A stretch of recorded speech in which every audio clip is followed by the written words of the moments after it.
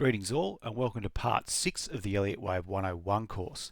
If you haven't already subscribed to the channel then please do so, and in that way you don't miss any future updates as more material is published. If you found this video helpful then please give it a like and don't forget to check out more course videos. In this video we're going to take a look at the rules that govern the correct identifications of zigzags and flats. We'll start off with zigzags. So from the Elliott wave principle, a single zigzag in a bull market is a simple three-wave declining pattern labelled A, B, C. The subwave sequence is 535 and the top of the B wave is noticeably lower than the start of the A wave. In a bear market, a zigzag correction takes place in the opposite direction. For this reason, a zigzag in a bear market is often referred to as an inverted zigzag. Occasionally, zigzags will occur twice or at the most 3 times in succession, particularly when the first zigzag falls short of a normal target. In these cases, each zigzag is separated by an intervening 3, producing what is called a double zigzag or a triple zigzag. These formations are analogous to the extension of an impulse wave, but are less common. Within impulses, second waves frequently sport zigzags while fourth waves rarely do. The rules for zigzags are pretty simple and they are as follows. A zigzag always subdivides into 3 waves. Wave A always subdivides into an impulse or leading diagonal. Wave C always subdivides into an impulse or diagonal. Wave B always subdivides into a zigzag, flat, triangle or combination thereof. And wave B never moves beyond the start of wave A. So let's visualize those rules. So the first rule is quite straightforward, that a zigzag always subdivides into 3 waves that are labelled A, B, C. The second rule states that wave A always subdivides into an impulse or a leading diagonal. It could be a contracting diagonal, but that would be ultra rare, I would suggest. And even having a leading diagonal in wave A is probably very uncommon. Rule 3 states that wave C always subdivides into an impulse or a diagonal. In this case we would have an ending diagonal. Rule 4 states that wave B always subdivides into a zigzag, a flat, a triangle or a combination thereof. So I've just notated a simple combination here that you might see in a zigzag. We will get to combinations in future videos. Rule 5 of a zigzag states that wave B never moves beyond the start of wave A. Now on to flats. So some notation here from the Elliott wave principle. A flat correction differs from a zigzag in that the subwave sequence is 335, which is an important difference. Since the first actionary wave, wave A, lacks sufficient downward force to unfold into a full 5 waves as it does in a zigzag, the B wave reaction, not surprisingly, seems to inherit this lack of counter-trend pressure and terminates near the start of the A wave. Wave C in turn generally terminates just slightly beyond the end of wave A rather than significantly beyond as it is in zigzags.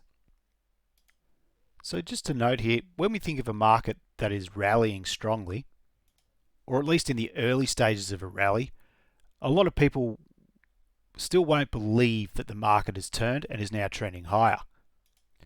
As a result, when the market corrects, the correction is usually pretty steep and any counter trend is probably met with a lot of selling as the market's driven back down in the belief that the overall downtrend that was preceded this move is still in force.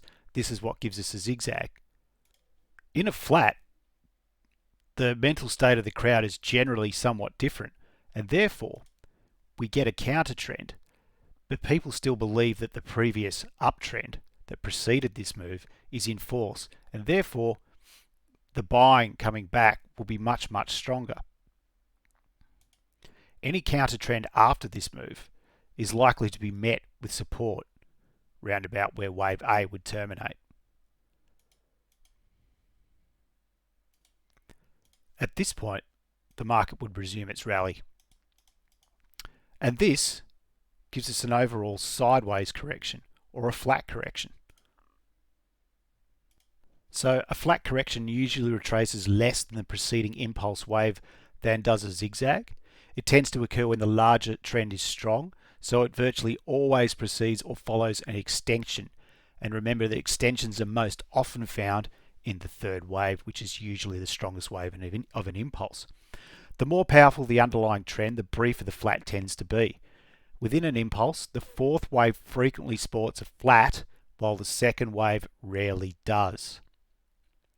The word flat is used as a catch-all name for any ABC correction that subdivides into 3, 3, 5. In Elliott literature, however, 3 types of 3-3-5 corrections have been named by differences in their overall shape.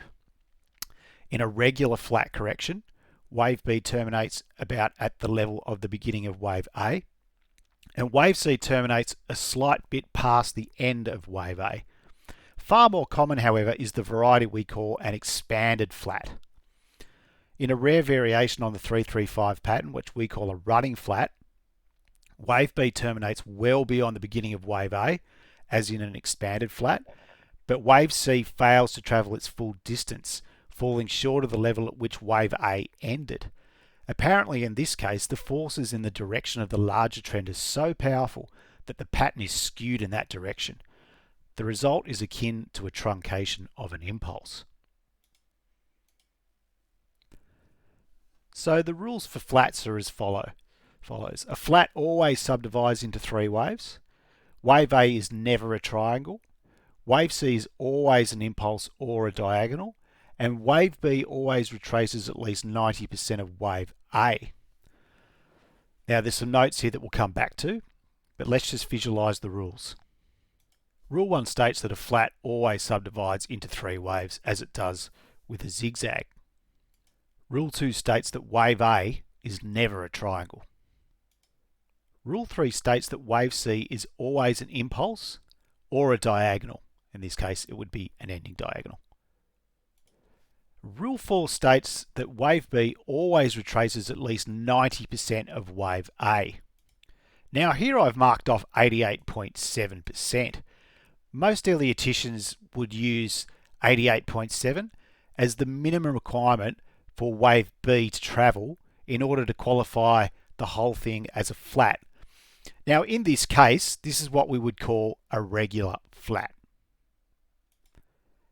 Just going back to the notes here, when wave B is more than 105% as long as wave A, and wave C ends beyond the end of wave A, the entire formation is called an expanded flat. So this is what an expanded flat would look like. And we can see here that it's obvious that the swings are expanding from the beginning of the first swing. But 105% is the key to identifying an expanded flat. When wave B is more than 100% as long as wave A, and wave C does not end beyond the end of wave A, the entire formation is called a running flat. So this is what a running flat would look like. We just need the B wave to travel more than 100% the length of A, and for the C wave to not travel past the end of A. So these are quite rare, but it does make sense in the literature that this might occur after a very strong, or with the trend is very strong, because obviously the sellers are lacking sufficient force to bring the market down. Stay tuned for the next video where we will look at rules governing triangles. Thanks for watching.